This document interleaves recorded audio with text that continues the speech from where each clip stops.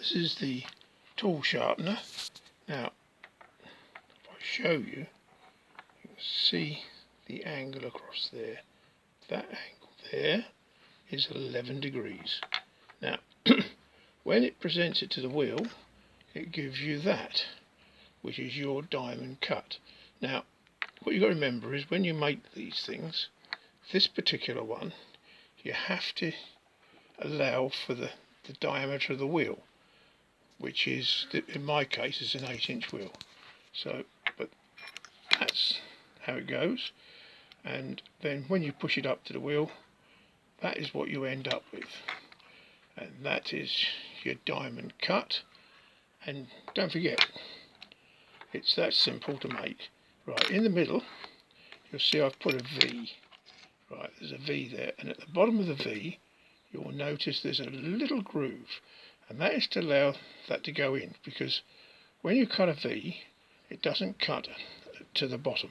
So you have to run a little hacksaw down the middle to allow that to sit perfectly in there. Look, see?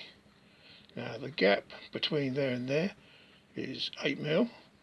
That's because this is 6x6. I think I can get it on there. There you are. You can just, yeah, look, 6x6. These were 200mm long, but the length doesn't matter. It's 6x6. That's what I'm using for the ditangential tool holder. So that's that simple. So that bit of metal, believe it or not, was a car flywheel. So I've just used scrap that I can grab hold of. Anything that's free, I'm ready for it. So this is Dave. Don't forget, I'll catch you on the flip side.